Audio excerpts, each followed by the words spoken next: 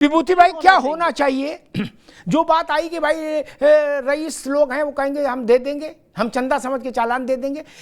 मेरी छोटी बुद्धि कहती है उसमें एक राइडर लगा दीजिए कि 3 बार से ज्यादा चालान होगा, चाहे जमा करो या नहीं करो, 4थी बार गाड़ी सीज कर दो, बात खत्म करो। लेकिन सड़क पर झगड़ा नहीं करो कि लंगोट बांध के दोनों आ गए बोले आजा निपट लें, ये नहीं। स्पष्ट कर दूं जी, मोटर व्हीकल एक्ट में ये प्रोविजन अभी मौजूद है। अरे वाह, 3 बार क्या 2 बार के बाद ही आपका लाइसेंस कैंसिल होने लगेगा, ड्राइविंग लाइसेंस कैंसिल होगा, 3 बार के बाद आपकी गाड़ी जब्त हो जाएगी। ये सारे प्रोविजन तो है ही हैं। इसलिए ये सोचना कि कोई बहुत पैसे वाला है तो वो कहेगा आप रोज मेरे ऊपर फाइन लगाओ मैं लाल बत्ती लेके चलूंगा, ये नहीं कर सकते। जब आप उसमें मशीन को इन्वॉल्व करेंगे ना तो एक तो करप्शन खत्म होगा, दूसरा एक्यूरेसी आएगी, जो भी चालान होगा वो कहीं ना कहीं रजिस्टर होगा। अभी जब आप पुलिस के एक सिपाही को ये काम दे देते हैं, दरोगा को दे देते हैं, तो उसमें बहुत सारी गुंजाइश होती है घपले की। न सिर्फ मिसबिहेवियर, ये जो दुर्व्यवहार है, इसके अलावा भ्रष्टाचार भी जुड़ जाता है। एक बार आप उसको हटा दीजिए और मशीन को लगा दीजिए, कंप्यूटर को लगा दीजिए, तो ये अपने आप समस्या हल हो जाएगी। देखिए समय ज्यादा ले रहा हूँ, आपको एक ही उदाहरण दूंगा। अभी इनकम टैक्स में जब आप रिटर्न भरते हैं तो आप वो किसी इनकम टैक्स अफसर के पास नहीं जाता, नहीं तो अब सब ठीक हो गया है। जब इनकम टैक्स अफसर के पास जाता था तो कोई सीए इन्वॉल्व होता था, कोई बाबू इन्वॉल्व होता था, भ्रष्टाचार होता था। अब वो सारी चीजें खत्म हो गई, आपको नहीं सुनाई देता। तो पुलिस को भी जरूरी है कि आप धीरे धीरे सीन से हटाइए और ये काम मशीनों को दीजिए, जिसे फोर्स मल्टीप्लायर कहते हैं, कि एक सिपाही आपका एक चौराहा देख पाएगा 8 घंटे तक, लेकिन अगर वहां कैमरा होगा तो 24 घंटे उसको वॉच करेगा। उतने सिपाही लगाने की जरूरत नहीं, और भ्रष्टाचार भी खत्म होगा, दुर्व्यवहार की शिकायतें भी कम आएंगी। तो ये सोचना कि कोई हर रोज जुर्माना देगा और लाल बत्ती लगाएगा, ये सही नहीं है। क्योंकि 2 या 3 जुर्मानों के बाद तो उसका लाइसेंस कैंसिल हो जाएगा, उसका अपना ड्राइविंग लाइसेंस खत्म हो जाएगा, उस कार का रजिस्ट्रेशन खत्म हो जाएगा। तो मुझे लगता है कि एक अच्छा सुझाव हो सकता है। यहाँ भाजपा के प्रवक्ता भी हैं, अगर ये अपने पार्टी लेवल पर इसे उठाएंगे तो शायद वहाँ इस पर कुछ बहस हो और शायद इसको स्वीकृति मिले। जी, बहुत अच्छी बात है। मोटर व्हीकल एक्ट में जब ये सब प्रावधान है तो सड़क पर चंदगी राम और रुस्तमे हिंद की लड़ाई क्यों कराओ, दंगल? हम कह रहे कोई सही है कोई गलत, यार सड़क पर लड़ाई क्यों करा रहे हो? मैं पुलिस के अपमान के भी खिलाफ खड़ा होता हूं। पुलिस, उत्तर प्रदेश में पुलिस में जो लोग हैं वो जानते हैं मुझे, उनके लिए जितनी लड़ाई मैंने लड़ी शायद ही कम लोगों ने टीवी पर लड़ी होगी। लेकिन मैं ये भी नहीं चाहता कि मान लीजिए कोई नाम हो उस व्यक्ति का, व्यक्ति तो है ना, वो अपनी पत्नी के साथ जा रहा हो, 2 घंटा आप उसके मार दिए, ये कोई तरीका है? उसका तो आत्मबल चला गया, उसको लगा यार मैंने क्यों जन्म लिया धरती पर। उसकी पत्नी भी उसको देख रही है सजल नेत्रों से, वो भी समझ रही कि मेरे पति की बताओ ये स्थिति है? सिपाही आया और 2 डंडे दिए उसने। विजय राठी जी, आपके हिसाब से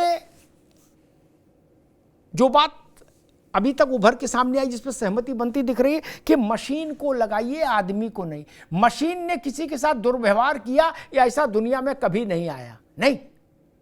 और मशीन को कोई गोली दे गया यह भी संभव नहीं। आदमी को गोली भी दे सकता है, आदमी को नोट भी दे सकता है, आदमी दुर्व्यवहार भी कर सकता है। तीनों संभावनाएं जागृत हैं। मशीन इन तीनों चीजों से परे है। विजय राठी जी, ठीक है, लेकिन अमिताभ जी उसमें एक दिक्कत होती है, हमने देखा है कि चालान आपका अगर रेड लाइट जंप करने से कटा है तो उसमें कई चीजें जुड़ के आती है। उसमें ये भी आता है कि आपने सीट बेल्ट नहीं बांधी, वो भी हुआ, जबकि अगर वो आपने बांधी है उसका तब भी आएगा।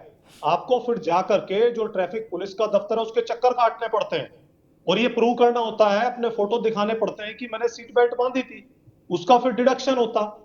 तो अगर जिस तरह के ये, हालांकि ये मिनिमम चीजें हैं, इनको अगर किसी तरीके से रिमूव कर दें हम लोग तो मशीन का इन्वॉल्वमेंट हो सकता।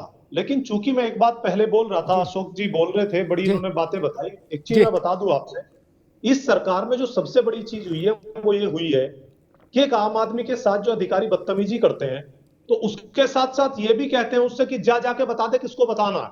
अगर वो कहता हमारे क्षेत्र का एमएलए एमपी, वो कहते जा देख लेंगे। अब एमपी और एमएलए की तो चलती नहीं है कुछ, रिप्रेजेंटेटिव वही है उनका, लेकिन वो अधिकारी जानते हैं कि इनकी कोई हैसियत नहीं है बीजेपी की सरकार में, या तो मुख्यमंत्री जी के पास जाए। तो मैं जिसकी बात कर रहा हूं, जो हमारे चुने हुए लोग हैं, उनकी अहमियत इनकी सरकार में खत्म है। एसएसपी और एसपी उनको बाहर इंतजार कराते हैं, खड़े होकर के। इंतजार करना बुरी बात नहीं है, लेकिन अगर अपने लोगों की समस्या लेके आप जा रहे हैं और अंदर अधिकारी चाय पी रहे हैं, तो इंतजार कराना बाहर गलत है। ये इस चीज का डिग्रेडेशन, ठीक इन बात है। वैल्यूज का ये बात डिग्रेडेशन ठीक है। इनकी सरकार में हुआ। पुलिस के लोकतंत्र मारे से कहा जाएगा जी बिल्कुल ठीक बात विजय राठी। लोकतंत्र की सर्वोच्चता और लोकतंत्र का अर्थ ही ये है। हमने लोकतंत्र को सर्वोच्चता इसीलिए देनी, जनप्रतिनिधियों को संसदीय जनतंत्र इसीलिए तो चुना। नगर पालिका में कमिश्नर भी है, लेकिन हमने सर्वोच्चता दी महापौर को। चीफ सेक्रेटरी है, अच्छी बात, लेकिन मुख्यमंत्री, कैबिनेट सेक्रेटरी, अच्छी बात, लेकिन प्रधानमंत्री।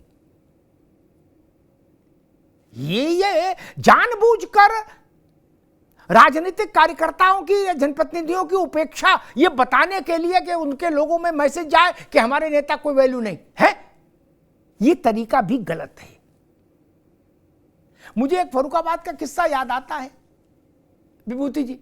एक इंस्पेक्टर आया, उसने 2 दुकानदारों को बंद कर दिया। उस समय के नेता लोग थे वहां, उन्होंने सिफारिश की, तो उसने सिफारिश तो नहीं मानी और पूरे थाने में घूम घूम के नेताओं को उल्टा सीधा बोला मैंने बड़े बड़े नेता सीधे कर दिए, ये क्या है। वो विषय जब आया तो मैंने उस समय के एसएसपी से कहा कि भाई ये छोड़ता नहीं छोड़ता इंस्पेक्टर, क्या इसकी मर्जी, कानून के हिसाब से करता, लेकिन ये भाषण देने की इसको किसने भुग दी कि हमने बड़े बड़े नेता सीधे कर दिए, एमएलए एमपी को हम ठेंगे पर रखते। ये सब भाषा तो नहीं होनी चाहिए ना। ये भाषा बोलने वाले लोग फिर तो नहीं चलेंगे लोकतंत्र में, फिर तो टकराव होगा। खैर अशोक पांडे जी, दोनों स्थितियों की अति ठीक नहीं। नौकरशाह जनप्रतिनिधियों को टेक ओवर कर ले, ये भी अनर्थ है, और जनप्रतिनिधि नौकरशाह के सिर पर बैठ जाए, ये भी अनर्थ है। नहीं, एक मिनट और भी बात याद है। आपकी जो समीक्षा बैठक में बातें निकल के आई हैं 80 की 80 सीट की बता रहा हूं, एक भी सीट ऐसी नहीं जिसमें लोगों ने ये नहीं कहा कि अधिकारियों ने किसी की नहीं सुनी।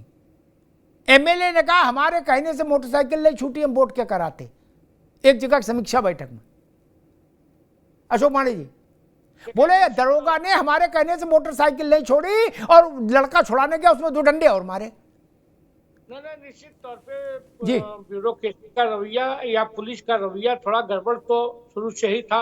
उत्तर प्रदेश में सुप्रीम कोर्ट ने कहा था कि उत्तर प्रदेश की पुलिस सरकारी मान्यता प्राप्त गुंडों का एक संगठन है, लेकिन अब सुधार हो रहा है, निश्चित तौर पे सुधार हुआ है। अब ऐसे ऐसे पुलिस वाले जो नए लोग आए हैं, निश्चित तौर पे उनके बिहेवियर बहुत अच्छा है। मेरा कहना है दोनों का तालमेल होना चाहिए। इतना कड़ा शासन भी न हो कि अपना जूते का फीता डीएम से बंधवावे मुख्यमंत्री, या इतना कमजोर भी न हो कि डांट के एमएलए को भगा दिया जाए। मेरा कहना है कि उत्तर प्रदेश में लोकतंत्र का सीधा मतलब है कि जनता का शासन, और जनता का शासन में निश्चित तौर पे अधिकारियों को उनका सुनना होगा, इसमें कोई दो राय नहीं है। उसी के तहत ये सब प्रक्रिया शुरू हो रही है। अब कोई वीआईपी नहीं रहेगा, सब लोग सामान्य जन है, और जनता का हित ही हमारे लिए सर्वोच्च है। अच्छा, शिवरात्रि में बाबा विश्वनाथ का मंदिर भक्तों के लिए रहेगा निर्विवाद? बिल्कुल ऐसा तो नहीं कि वहां गार्ड फार्ड लेके वो हूटर शूटर लेके लोग जाने लगे? तो खत्म हो गया, वो तो खत्म कर दिया गया पहले। अब तो 4-5 द्वार है, सबसे लोग कायदे दर्शन कर रहे हैं। बल्कि एक समस्या यहाँ ये भी थी कि काशी के लोग दर्शन करने में दिक्कत महसूस करते थे, उनके लिए भी एक नया सिस्टम बना दिया गया है। काशी के लोग भी दर्शन करेंगे। और आप शिवरात्रि की बात करते हैं, शिवरात्रि से 8 गुना ज्यादा अब लोग रोज आ रहे हैं जब से कॉरिडोर बना है। अब आप तो दर्शन बहुत किए हैं बाबा भोलेनाथ का। मेरा कहना है सारी व्यवस्था धीरे धीरे ठीक होगी, इसमें कोई दो राय नहीं। वो उम्र दराज मांग कर लाए थे, 4 दिन 2 आरजू में कट गए, तो इंतजार में धीरे धीरे नहीं, अब तो कर दो। अब धीरे धीरे कितना 75 साल हो गए, धीरे धीरे चलते चलते। तायरा जी, समन्वय का रास्ता कहाँ से निकले? क्योंकि देखिए बिना समन्वय के तो काम नहीं चल सकता। हम पॉलिटिकल क्लास को राइट ऑफ नहीं कर सकते, हम ब्यूरोक्रेसी को भी राइट ऑफ नहीं कर सकते। इनके बीच में तहजीब का आचरण और समन्वय कैसे हो?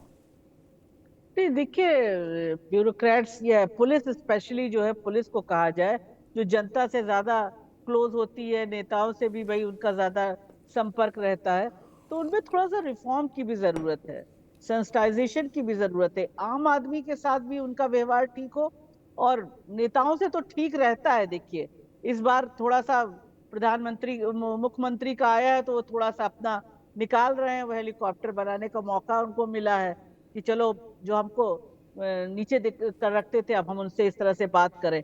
अदरवाइज तो नेताओं के साथ तो बिल्कुल जी हुजूरी के पोजीशन में मैं पुलिस को देखती हूँ। मैंने नहीं देखा कि पुलिस कभी भी नेताओं के साथ किस तरह जाती है। आप देखिए पुलिस किस तरह ठीक से बात। सब हटाती बचाती रहती है। तो एक बेहतर समन्वय बने, पुलिस को भी अपनी एक डिग्निफाइड तरीके से रहने का वो दिया जाए। लेकिन जैसे एक आप कह रहे हैं कि वहां पे किसी एमएलए एमपी ने कहा कि हम मोटरसाइकिल नहीं छुड़वा सके, तो ये भी तो देखना होगा मोटरसाइकिल किस लिए बंद की गई थी, क्या वजह थी। तो अगर ऐसे ही छोड़ देगा नेता के कहने से, तो आम आदमी का क्या होगा जिसके पास कोई नेता जी, नहीं है, जिसकी ठीक बात। पहुंच नेता जी, तक नहीं है। देखिए ऐसा नहीं होना चाहिए। क्या था, अगर वाकई कुछ गलत था तो एक प्रोसेस लेगा ना, एक प्रोसेस से काम होगा।